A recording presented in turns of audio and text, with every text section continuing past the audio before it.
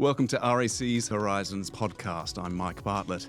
Now, if you're of a certain age, my age, then chances are you grew up spending a big chunk of your childhood playing outside in the street. In the days before helicopter parenting, we had free-range kids exploring the neighbourhood by foot, skateboard or BMX. Now, it's easy to get nostalgic, but one thing that allowed kids of the 70s and 80s that sort of freedom was that many of us, myself included, were lucky enough to live on cul-de-sacs, little bitumen havens where we weren't expected to share the road with cross-town traffic. Now, cul-de-sacs were once seen as the suburban dream, a place neighbours could mingle while the kids ran wild, even if they were just running in circles. Somewhere along the way, urban planning took a U-turn. Out went bendy, dead-end streets in favour of a grid. To help us find out why, I'm going to chat with Cameron Leckey, President of Planning Institute of Australia and Director of Town Planning Consultancy Rise Urban. Hello, Cameron. Good afternoon. Thanks for having me on. Let's start out with the basics. When we're talking about cul-de-sacs, what are we actually talking about? So typically they're, a dead-end street. Normally they have a larger sort of circular area at one end which allows for vehicles to turn around and exit the street again without having to do a three-point turn in the street. Excellent. So the idea is really that it's stopping people driving past at a great rate of knots and that the street becomes a safer space for ideally kids and families to hang out in. Where did this idea come from? Can you give us a brief history of the cul-de-sac? It's probably testing the depths of my knowledge a little bit. But traditionally, if we look at like the Perth CBD is a good example that it was designed by surveyors, which was the way things were done in the late 1800s, early 1900s, and everything was nice and straight and grid-like. At some point in the mid-1900s, we moved away from that and went through this phase of curvilinear subdivision design, particularly away from our CBDs and into our suburbs. Sorry, could you just define the curvilinear? I don't even know if that's we're getting very word. technical very early in the podcast. It's where the use of curved streets, cul-de-sacs, often there weren't a lot of footpaths or pedestrian infrastructure in these areas because they were designed with the idea that vehicles would travel slowly through the area and that pedestrians and vehicles would kind of commingle on the streets. And it's had that model of design is something that was kind of disbanded probably in the 80s and 90s, moving back to sort of a modified grid style of development. And I think it's because if it were done well, then it works, but we always seem to end up with these watered-down versions of this curvilinear notion, which meant that we had streets with no footpaths on them, with vehicles travelling at high speeds and people getting lost on long cul-de-sacs with no way to get through suburbs. So it became highly car-dependent, not very pedestrian-friendly, and perhaps not the best places to live. Okay, all right. So I'd like to go into that more later about why perhaps it didn't succeed here in Perth in the way that people had hoped. Is there idea of this curvier design that you're talking about? Is it this trying to recapture a more organic approach to town planning, perhaps? I mean, you talked about the surveyors dividing city up into grid because it's perhaps the most logical system. Is that the bendier system, the cul-de-sac system? Is that reflecting the ways that in the past perhaps cities or towns just developed, just expanded? Possibly. We look at some of our really old cities in places like Europe, where a lot of them are on streets that don't seem to make any logical sense and double back on themselves and the like. But like you say, those areas kind of developed organically and long before town planning was a profession or a thing. So maybe the curvilinear type subdivision design was a bit of a throwback to those earlier eras. Okay. I mean, it just seems kind of slightly charming to us, I guess, particularly if we have grown up in a more ordered newer cities such as Perth. I suppose that's that kind of the humanity of those flawed street designs that don't seem to go anywhere. It seems strangely appealing. But I suppose the idea with cul-de-sacs was that they were designed to create safer, quieter residential streets, as you said, where traffic can mingle with human beings. Do you feel that we ever achieved that goal here in Perth? I think we did, to an extent, in that the traditional cul-de-sacs that we know and love in Perth are generally like low vehicle traffic. We do see people out in the streets and they do sort of foster a little bit of that community vibe, but the downside is they're not very connected to anything. So there's plenty of cul-de-sacs that don't have a pedestrian access way at the end of it, or any way for people to get through and out onto the next roads behind it, or whether there's a park or something nearby. So it makes that sort of walkable permeability quite hard, and isn't the best for dispersing the movement network, whether it's people, whether it's vehicles, whether it's bicycles. So traditionally, I think we got some things right, but in doing so, we probably hurt other things, like the permeability and walkability in particular. Okay. Like, I'm sure you've walked down a cul-de-sac at some point and go, oh, damn it, I can't go any further here, and had to turn around and double back to get out again. So, Exactly. Yeah. Yeah. I mean, you just referred to it as the Perth approach as being a sort of watered down version of the cul-de-sac's potential. I mean, how does that watering down happen? Is it just a compromise? Is it tension between what people are wanting from town space? I think there's a little bit of that, and to be clear, it's not a watering down of the cul-de-sac, but more that entire style of urban design, which was the sort of curvilinear notion, or the Radburn design it sometimes gets called. The idea was there would be a higher number of cul-de-sacs and curvy streets where wayfinding was more organic, but there would be a higher proliferation of open spaces with houses fronting directly onto them, and those open spaces being part of the movement network for pedestrians and cyclists and the like. And overall, it was probably the lack of the open space to accompany that sort of design is why it failed, or why it hasn't been as successful as what we'd hoped, that there was sort of no safe alternative for pedestrians and cyclists and vulnerable road users to get around, so they were forced to commingle with fast-going cars. So part of the idea with the cul-de-sac obviously is that it's creating that safer environment. As I said at the beginning, there was a place for children to play, ride their bikes. Looking to the US, I know that there are examples, one from Dayton, Ohio, of the retrofitting of troubled neighbourhoods, actually increasing property values and cutting traffic and traffic accidents. Did we ever see anything similar here? Yeah, we do. We've got some good examples. Not many, but there are some good examples. There's one in Scarborough, Doubleview area, where they've taken what was traditionally a bit of a rat run over the hill from Scarborough into Doubleview and Innaloo, and they've broken it up and prioritised it for pedestrians and cyclists so that cars can't get all the way through anymore. So it's essentially a cul-de-sac, but without the big turning heads at either end. So it's just a broken road, if you like, but still free-flowing for cyclists. Right. Moreland Street in Scarborough. So okay, that's actually a really good example. And there's a couple of examples out Redcliffe Way as well, where streets are terminating at a long linear park, and the park becomes part of the movement network rather than just a space to plant trees or to have a playground. It becomes part of the community's way of getting around. So okay, so those are all newer examples of cul-de-sacs. Examples of retrofitting old streets to become cul-de-sacs, essentially, and to take the streets back away from the cars and give them back to the people. Okay, so the main difference there is that you reach the end of the cul-de-sac and you can keep going, unless you're driving a car. Yeah. In the past, I want to say that was the dead end for the cul-de-sac, really. That you'd have to quite often go quite far from the main road and then discover that you couldn't get any further through. I'm sure we've all had that experience trying to drive around some areas of Perth.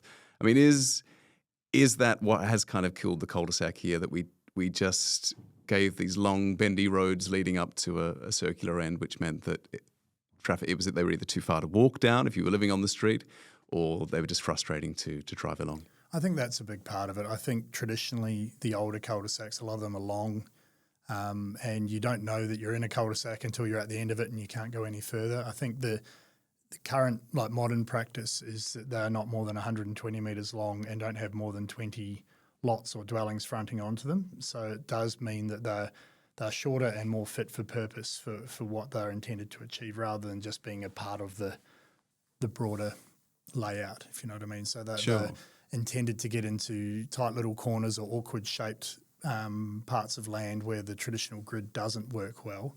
That's when we'd look at using a cul-de-sac in today's designing world.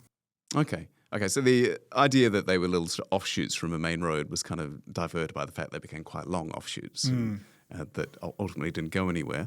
Were there many examples from that stage of implementation from the past where it did actually work quite well? Not many. Not many. All right. I'm sure that you could single out specific streets. Does Crestwood Estate and Thornley sound that's like a good probably the example? most complete version of Radburn's vision. Okay, what makes that work?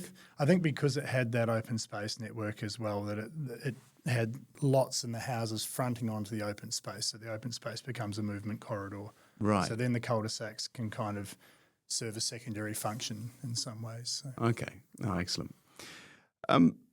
Is another reason perhaps that they haven't taken off in Perth in quite the way that we were hoped is that we are a very car-focused city, that people just really want to drive anywhere. Although we like the idea of the cul-de-sac that people will have to walk down to the main street, people still tend to get in their cars. Well, I guess you could argue the other way that we're car dependent because our road network's not very permeable. So right.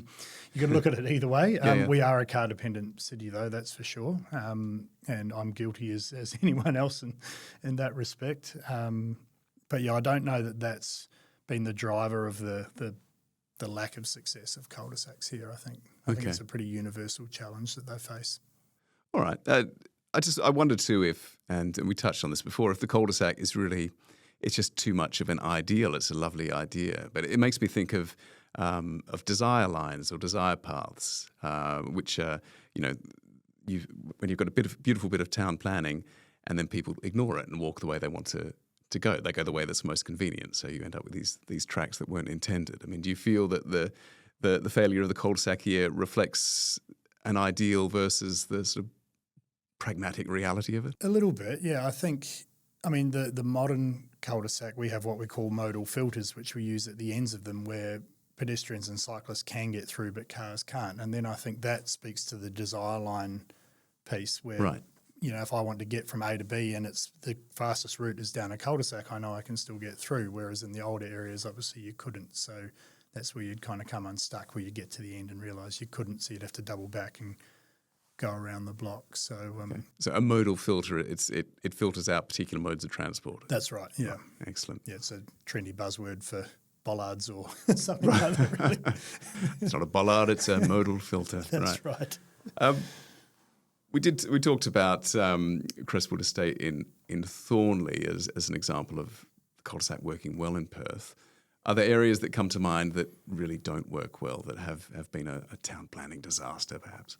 It's a tricky one because it's often a layer of issues, right? Like the design is one aspect of it, but it's also the socio-economic status of that area and whether the design is what's driving the status or vice versa. I'm not really sure. I'm probably not qualified to comment on, but what I would say is I lived in South Kalgoorlie for a few years and that certainly had its challenges with antisocial behaviour, and it was certainly of that era of design where the streets were curved, there were no footpaths, there wasn't a lot of good permeability for pedestrians. Okay. And again, that's the curved nature of the street. So the long curved street seems to encourage antisocial behaviour? Why I think is that? so, and the long cul-de-sacs as well, that there's plenty of places for people to run and hide. Right. That sort of thing. So, okay. Yeah. We could talk a bit more about that later, but I mean, despite those shortcomings, despite the fact that perhaps the cul-de-sacs weren't implemented particularly effectively here, and urban planners have certainly moved away from them, cul-de-sacs do remain popular with home buyers, don't they? I mean, what do you see as the enduring appeal for someone who's wanting to buy on a cul-de-sac? Oh, I think it's exactly what you said at the start, that it's an ideal, right? Like it's a place where you can picture yourself sitting on your front porch having a drink with your neighbour while your kids play in the street, and it is a real thing. Like it definitely exists in some cul-de-sacs, and they are, anecdotally I hear from my clients, the developer clients, that they are sought after, definitely. Okay, all right. You've lived on cul-de-sacs yourself. Yes. What was it that drew you to a cul-de-sac? Would you recommend them to anyone else? This particular one I would. We were it was a short cul-de-sac off a main road, but we had a beautiful little community of neighbours who we all looked out for each other, and the kids did play in the street and we did all those sorts of things. Something that made our cul-de-sac great was that it had a little pedestrian access way at the end of it, which connected through to a series of other cul-de-sacs and ultimately a park. So we could, with some confidence, send our kids away to the park and know that they were safe and that they had a way of getting there when they weren't having to cross roads or deal with traffic. So in that sense, I guess we were quite lucky. Not all cul-de-sacs are that effective. Okay. And it still had its challenges. Our house was right next to the accessway, and we did have a couple of instances where some antisocial behaviour in the accessway made us feel a bit unsafe. So it's not perfect, but I did enjoy living in a cul-de-sac. Yeah, we did talk about how some areas are being retrofitted into sort of modern equivalents to the cul-de-sac, but a number of cul-de-sacs are also being retrofitted with these accessways, as you said. I mean, is that improving them, or is it just encouraging more antisocial behaviour, as you were saying? Yeah, I think the devil's in the detail there. Like if you design there's plenty of examples in older suburbs like Mirrabooka and places like that where you've got a pedestrian accessway that's 4 metres wide, that's 40 metres long, that's got 2 metre high fences down either side. And I don't know about you, but I wouldn't send my kids down there in a heartbeat. Right. It just doesn't feel safe. But I think like the modern planning framework, the minimum width we can go to with a pedestrian accessway is 8 metres. They're required to be lit and landscaped and to have surveillance from the houses on either side, which just adds to all that passive surveillance and makes them feel a lot safer. I think it's, like I said, the devil's in the detail. And I think when we retrofit these pedestrian connections, we need to be mindful of who we're designing for. And the question a designer should be asking themselves is, would I send my 10-year-old daughter down there on her own? Or, we need to be thinking about the end user, who we're designing for and how vulnerable they might be. I suppose this is a broader question for town planning and urban planning, but when you are making a decision like that, I mean, and you're thinking of the most vulnerable user, the child, are you also thinking about the worst possible user, the way that space could be abused? Yes, in some respects, yes. So we have what we call SEPTED, or it's designing out crime principles, which apply. There's a state planning framework that deals with making sure that your design is the best possible design to discourage antisocial behaviour, and it includes those things that I said before, like low-level walls, lots of lighting, lots of passive surveillance from buildings looking down onto public areas and that sort of thing. So it certainly is a factor that gets considered. But I imagine the other challenge in retrofitting some of these cul-de-sacs is that people are already living there, the buildings are already there. How do you go about fitting a, did you say, 8 metre wide pedestrian access to somewhere where there's a house? And I guess that's what is such a hard problem particularly for our inner city local governments to solve, because it comes down to buying land, and we all know that land's not cheap at the moment in the inner ring. So obviously the 8 metres is it's a minimum expectation if we're designing new cul-de-sacs and new pedestrian connections, but when we're retrofitting to try and get them into older areas, there might be some compromise there. Okay. And they may still be narrow. And I'm not aware of a lot of examples where the local governments are acquiring land to put connections through, but it's more a case of like the example I gave in Rivervale before, where they're opening the cul-de-sacs out onto open space to provide connections that way. So the cul-de-sac is at 90 degrees to the open space corridor. Right. And I suppose that touches on who's actually making these decisions. So when we talk about town planning, making the decisions about whether we have a city that focuses on straight lines or bendy ones, I mean, who is mostly responsible for making those decisions? And so in new urban areas, we're guided by the state government and their policy framework. So the West Australian Planning Commission has a policy called Livable Neighbourhoods, which has been in effect since 2009. It's currently under review by the state, and we're expecting a new version to pop out this year. That deals with all new greenfields design, master plan communities, that sort of thing, and it deals with all of the elements that go into designing a neighbourhood, from your clusters of activity centres to the patterns on the streets, to the densities, to the open space network, to the drainage network, and everything else that goes into how we design our new areas. So in that case, the state is the umpire. Ultimately, they approve subdivisions, so it all goes through the Department of Planning and the West Australian Planning Commission. Okay. And this Livable Neighbourhoods document from 2009, which, as you say, has been reviewed, what's its position on cul-de-sacs? So it does deal with them. It has prescribes, and I use the word prescribes loosely because it's an operational policy, so it's a guidance document as much as anything. There are examples of these prescriptions being exceeded, but basically it works to a maximum length of 120 metres for a cul-de-sac, not more than 20 dwellings fronting onto any one cul-de-sac, and maximum 15% of all dwellings in a neighbourhood having being accessed by a cul-de-sac. So it really does limit them to a sort of a side project of the main community, if you like. Right. So it's not erasing them entirely. It's perhaps returning them to how they were originally intended to be implemented. Absolutely, yeah. And we do use them in designing new areas. Like, I wouldn't say we use them all the time, but they regularly pop up in our designs. And it's normally when you have like an awkward corner of land or something that you need to get into, or land that's close to a wetland buffer that needs a different sort of an interface. We'll look at cul-de-sacs as an option there to sort of maximise the efficiency of the land that's zoned for development, but also land that might not be suitable to have through roads punched through it. So I suppose you touched on this before, but when we are talking about cul-de-sacs, what we're really thinking about, what we're really talking about is a desire for community, for those shared spaces where we can sort of reclaim the street from the traffic to some extent. I mean, how are other countries addressing this now?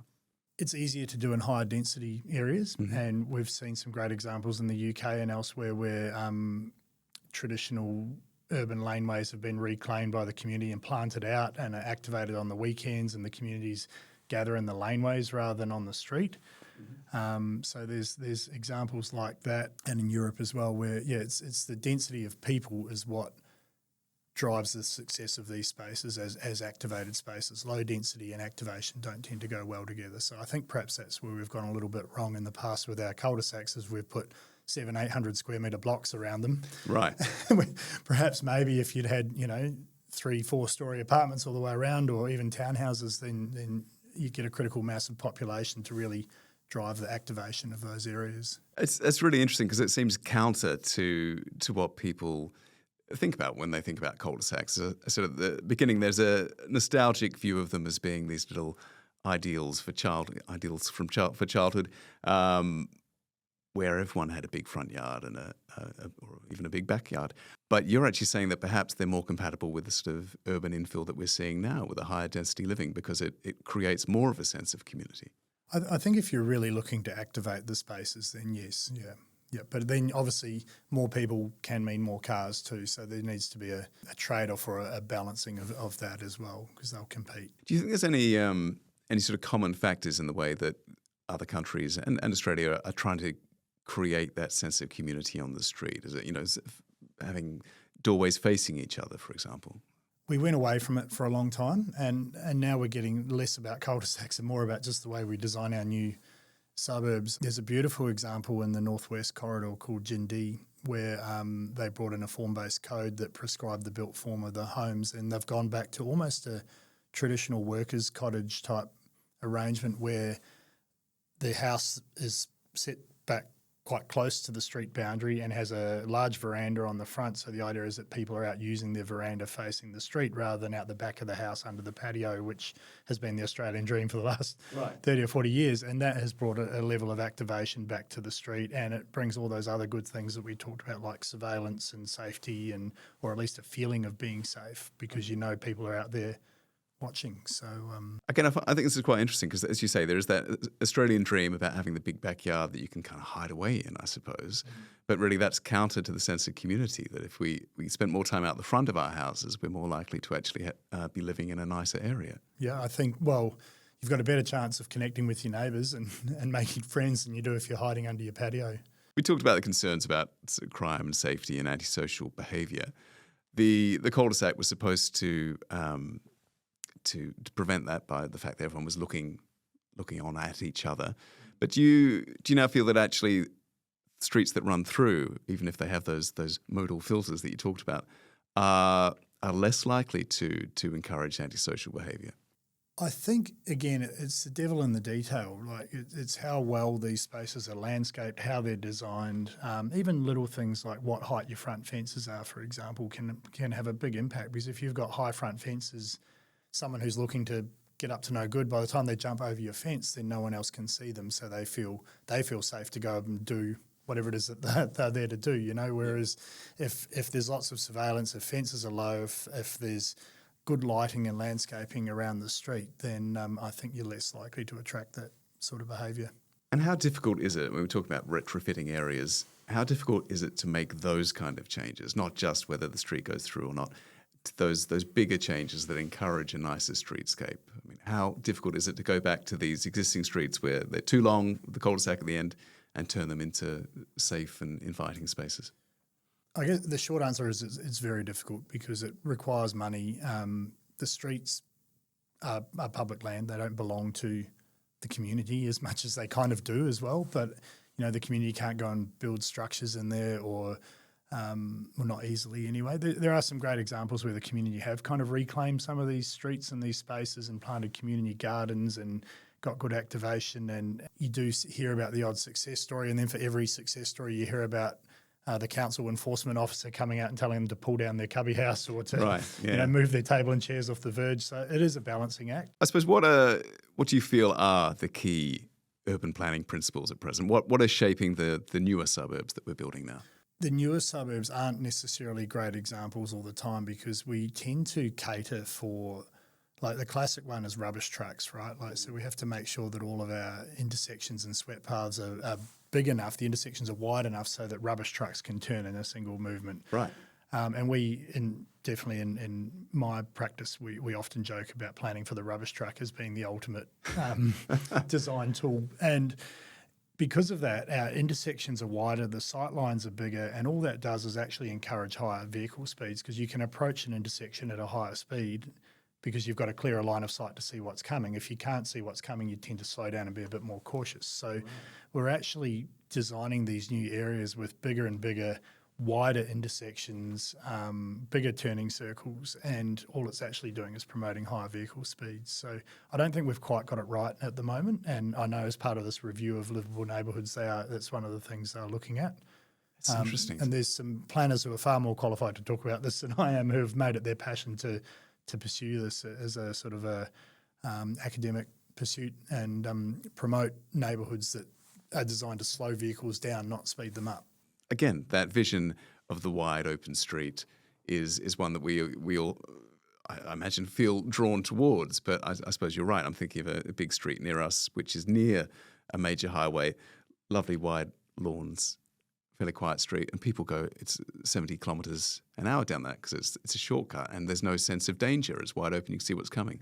So making the roads narrower and harder to use encourages people to drive more sensibly. Yeah, absolutely. Yeah, creating friction in a road environment will and you would do it as a motorist. The first thing you do is slow down when there's uncertainty or when there's, the classic one is on a residential street where you've got cars parked on either side and the actual carriageway then becomes quite narrow, sort of single lane width. You slow right down because you don't know what to expect. And I think sometimes we need to create more friction in our designs to encourage that rather than building a massive road and then retrofitting speed bumps because all the residents complain. I think that's kind of a lose-lose situation as far as I'm concerned. Okay, so friction. So what are some other examples of friction that we can put into road design? We can, I guess, things like cycling infrastructure, like little planted nibs in the road with trees and things so that vehicles have to slow and manoeuvre around almost a chicane, or I think traffic engineers call it a horizontal deflection if we want to get technical. I know that the RAC and other community groups are advocating for better connectivity in neighbourhood design, which again I think comes down to making it better for communities. Do you see this as being really important in changing the sort of city Perth is in the future as we continue to expand? I do, and I think connectivity has to be all modes of transport, not just road connectivity, but it needs to be cycle infrastructure, it needs to be rail, it needs to be secondary public transport, whether it's light rail or an improved bus network. It needs to be an open space network that encourages people to get on their bikes or on their e-scooters and not use the roads at all and get through from park to park to park as they make their way north or south or wherever they're heading. Improved connectivity and permeability is really important, but there's lots of ways we can achieve that. It's not just about connecting roads. Okay. What are some of the other ways we can achieve that? So I guess some of the things I just rattled off, cycle infrastructure is a big one, shops and our activity centres with good access to and from as well. So I guess we've got to think about where do people actually want to go? Do they want, like schools are obvious ones, shopping centres, that sort of thing, and then making sure that there's multiple ways of getting there and it's not just get in your car and drive up the highway, but there's good footpaths, there's cycle lanes on the roads and on the sides of the roads as well, and then ideally an open space network that you can get through to get there as well. You can see all the complex factors that go into making an area livable and appealing. I mean, how one thing you mentioned there was shops, and that people like to have shops close at hand. But it can be very difficult to encourage businesses into those areas, can't it? I mean, what are some ways that when you're planning an area, you do try to incentivize businesses to open and be a facility for the public? As the planners, I think our job is to make sure that the design gives the ultimate shopping centre the best chance of success. So making sure that it's got good exposure to highways, but not necessarily on a highway, making sure that it's permeable for vehicles and vulnerable road users as well. Ultimately, the tenanting of any shopping centre is sort of beyond the control of the planner. We make sure that the zoning is in place to allow the most desirable types of uses to go in there, whether it's supermarkets, whether it's a news agent or whatever it might be. Ultimately, the developer of that shopping centre will look to tenant them, and they do use incentives, reduce rents and the like to get big tenants in there to then bring in the smaller tenants around it. So it's, we refer to supermarkets as being the anchor tenant of a centre, and so most developers will seek to secure one of the major supermarkets and then hang off all the smaller tenancies around it. So sure. Yeah. I was just thinking, as we see high streets struggle, and obviously shops closing and as rents go up, etc., people do more shopping online. Is that becoming more of a struggle to rely on shops as the kind of pin for the local community? It's a tension point in my job because a good planning outcome would be a high street type model where your shops front onto the street. You might have some on-street parking, but the streets are activated with people, and there's a few good examples getting around, but not many. And then we kind of, the most profitable and efficient way from the retailer's perspective is the big box shopping centre model with all the parking right there. Consumers can park, walk in the door, do multiple things at multiple shops, walk out, get in their car and leave again. And so there is this kind of tension point between what's considered good planning and good design versus what actually works on the ground. And like you said, some of our high streets are really struggling. The most successful ones are the ones that have been there for 120 years, like Rockaby Road. Leederville is another good example, but they've also gone through ups and downs along the way. They haven't been successful the whole time. So, it is a really tricky one. And I think there's lots of factors that go into a successful main street, like the length of it, for example, how it's landscaped, how it's designed, what shops front onto it, whether there's other non-retail uses there as well, like a library at the end of the street's often a good way to attract people, or like a community hub of some sort. Lots of developers are putting taverns in early now as taverns. well. So, all right, okay. We can do our shopping, then go and have a beer at the end of it, which right. is often need one after a couple hours of shopping. Enough. So it's about how do we get people out of their vehicles and onto the street and enjoy that landscape street environment, I suppose. So. Okay. I mean, it's interesting. This is possibly a bit of a side note, but the two places you mentioned there, Rockaby Road in Subiaco and Oxford Street in Leederville, are places that have a very distinct character, a kind of their own vernacular, I suppose, which makes them not necessarily a tourist destination, but they're places people will travel to go. When we're thinking about transforming an area or building a new area in the suburbs, how do you go about recreating that sense of character of place? It's very, very hard to do it instantly off the bat. I mean, like I said, these suburbs that we've just mentioned have been around for over 100 years. It will take time for these areas to come through and evolve almost as a second or even third generation. And some of the things that make Main Street successful, like we look at Rockaby Road, it's got beautiful trees all the way down it, particularly down the sort of towards the station end. You can't replicate that overnight unless you're importing fully mature trees. I suppose I was thinking that because it goes back to something we talked about at the beginning, that sense that perhaps the cul-de-sac and the bendy streets, that organic development of a township or a settlement, that could be quite hard to recreate when we're building new areas. But is that something that we are trying to find new ways to do to give an area its own unique feel? There's a much bigger push, and I think it's no secret that Perth has a bit of an issue with its urban canopy and trying to get more trees into areas, and particularly in our new urban areas. Like I said, trees take time to grow. Unfortunately, it's not always possible to keep the trees that are already there when developers come in and clear land. It's not because they're just greedy and chasing the bottom line. It's actually, there's a lot of engineering constraints and things that go into designing these things that mean that a lot of the time the trees can't be kept. And I think we're also quick to forget that in the northwestern coastal corridor, for example, there are no trees. It's scrubby heath that doesn't translate well into being retained in our streets and the like. So we're literally starting from scratch up there, and it will take time for trees to mature. And there's, I've been a planning consultant for about 15, 16 years now, and some of the estates I worked on in my earlier days are really only just starting to hit their straps now as the trees are sort of, 3-4 metres high now and actually have a canopy and are, feeling much more established than what they would have been 10 years ago. So when you go back to somewhere like that was established 15, 16 years ago, what makes you feel it's been a success?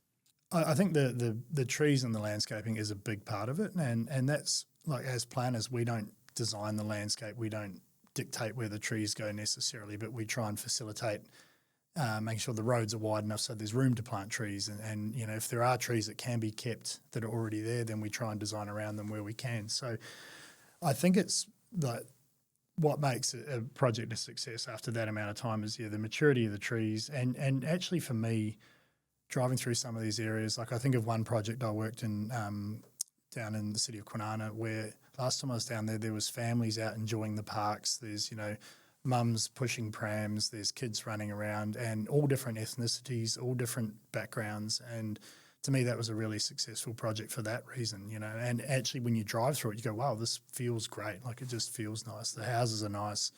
All the uniform fencing's been done to a really high standard. I think all those little things, and obviously all those things come at a cost. And when we're talking about housing affordability, then we need to be careful, because all of that cost gets passed on to the end user. So, if we want houses to be affordable, then we've got to be prepared to forego some of that stuff sometimes. So it's always a balancing act. Sure. Just listening to you talk about what made that area feel like a success, it sounded like all the stuff you can't plan for, but it is what you plan for. That's right. Well, I guess we can't force the people to use those parks, but we can facilitate, like we've been talking about, permeable access. We can make sure that those parks are easy to get to for people pushing a pram or riding a bike, and we can make sure that those parks are located where there's, a great example is where there's mature trees existing on the site, and we design our park around that so the trees become a feature piece of the park, and are often a good selling point for developers in their early stages as well. So, we're enablers rather than deliverers, if you know what I mean. So we try and put the building blocks in place, and then it's really up to the developers and then the community and the council to make those places really hum. Have you had examples or have you experienced going back to some of these areas that haven't worked out? And have you been able to identify what's gone wrong? There's definitely projects that I'm less proud of. Again, like as planners, we can only do so much, and often I think the least impressive examples are the ones where the landscaping both in the front setback of the private dwelling but also within the street hasn't been maintained and looked after. Like often irrigation supplies get turned off when the developer hands the parks over to council, and infrastructure that was in the parks gets taken out because it's a maintenance burden and things like that. So you watch these areas slowly slide backwards. I think too, I'm not a critic of small lots, because I think they're a necessary part of our housing continuum at the moment, but the small lots offer less opportunity for built form that kind of expresses itself and responds well to a street, and it also limits the opportunity for a nice front landscaping area that really does sort of lift the whole presence of an estate. Right, so the small lots, they encourage sort of uniformity, I should say? Yeah, I think sometimes, yeah. A lot of the really small lots, like the 6 metre wide and 7.5 metre wide stuff, often they're built out in a row of 7 or 8 because it's the only way they can efficiently be developed. So a builder will buy 8 lots in a row and build them all out together. And, they might do a nice job of speccing them up for sale, but then the owner that takes over those properties might not be interested in maintaining the front yard or whatever. And so they kind of just slowly slide back down the presentability scale. No, understandable. Yeah. So if going back to the cul-de-sacs, so the question that we sort of wanted to pose, I suppose, throughout this episode was who killed the cul-de-sac? Perhaps it's fair to ask, what killed the cul-de-sac. If we were to single out one thing that has seen it sort of phased out in Perth, I mean, what would you identify that as being? What was the cause? Well, I guess I'd challenge you on that a little bit because I don't think it is killed. I think it's probably taken a bit of a beating, but it's still sort of picking itself up off the canvas and staying in the fight to a certain extent because we do still use them. They do still serve a really important role, but they've evolved in how we use them and what they do, and it comes back to the things like the modal filters and making sure that they're not little havens for antisocial behaviour and that sort of thing. Yeah, we've evolved the cul-de-sac, but I don't think we've killed it. But yeah, I think why we're not still doing what we were doing 30 years ago, I guess, is the question. I think the evidence is on the ground, and you can go and look at these places and go, well, this doesn't feel great, and I don't think I'd want to live here, and I don't think I'd want my kids to use, to walk from here to the school or the park or whatever. And I think that evidence speaks volumes really in terms of how well designed an area is. It's funny because I obviously started with this sort of nostalgic vision of my own childhood, and when we talk about town design from 30, 40 years ago, people assume that must have been better somehow. But that's obviously not the case, is it? You feel that we are heading in the right direction broadly with town design? We are creating better communities and better streetscapes? I think there's still a lot of work to be done. I think, like I said before, we've let the engineers dictate too much, and that's why we've got roads that are designed for rubbish trucks rather than humans. And I think that's a real something that's going to have to be corrected in the next generation of neighbourhood design. Ultimately the bones are there for a good, well, within livable neighbourhoods anyway, the bones are there for a good policy outcome, and that the activity centre is the hub of your community, and then your schools, and then the permeable grid that's around it allows for movement networks with different modes of transport, whether it's cars, public transport, cyclists or pedestrians. A lot of the reasons some of these areas don't succeed so well is more economically driven than anything. Like, we talked about before, trying to get the right tenancies into these activity centres that would actually draw people to walk there, and things like, everyone would love a little cafe on the corner that they can walk to rather than the milk having bar, to drive. the old lunch bar. Yeah, exactly. Yeah. But these things need to be economically viable, and if they were, they'd be there, and they're just not. So that's just all part of the challenge with new urban areas. So. Okay. So I suppose this is going back to what we were talking about before with the shops. It's about thinking about where else is that cultural hub going to be, whether it's you suggested a library or a park. So it's thinking about, if it's not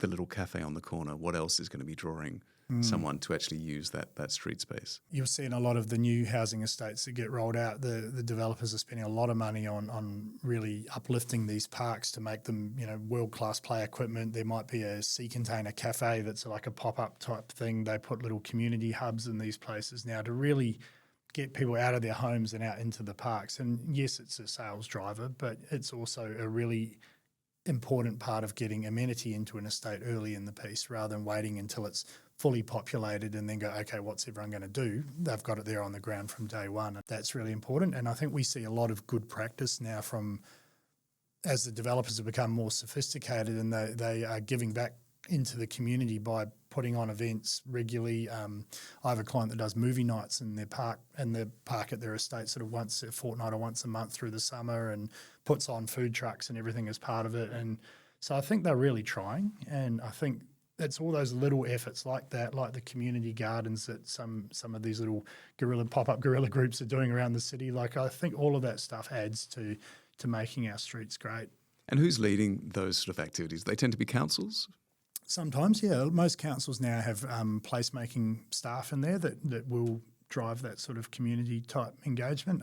The developers themselves are very good at it, right up until the point that they've sold out of their estates and have moved on to the next project. But they do believe, definitely my clients believe in investing longer term in these areas and making them highly livable places, because obviously that reflects well on their balance sheet, but it also leaves something that they can be proud of at the end of it. So, there's lots of different drivers around. And then, like I said, there's little community groups popping up everywhere now who are sort of reclaiming underutilised, like the classic ones, the little bit of land in the middle of a cul-de-sac, right? Yep. Like you might see a little veggie garden pop up in there, and, I think like that sort of stuff is amazing, and it really gets people out of their homes and gets them interested and connected and talking to each other. Well, we've talked about how this episode was based on a false premise. No one has killed the cul-de-sac. The cul-de-sac has merely changed. It's perhaps no longer recognisable as a cul-de-sac. It's been beaten out of shape. It's been beaten out of shape, reshaped.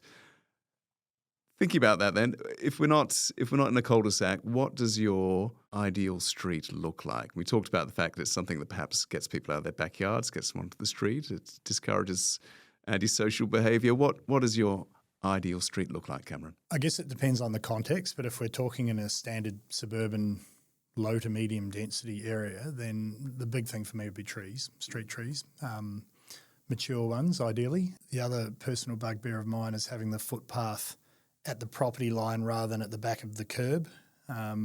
Otherwise you end up with your 6 metres of road pavement and then a curb and then another 2 metres of concrete before you start getting into the soft landscaping, and it just adds to that sort of harsher environment. Right, so always put the footpath on the curb, that's what you're saying? No, don't put don't it on, don't put the footpath on the curb.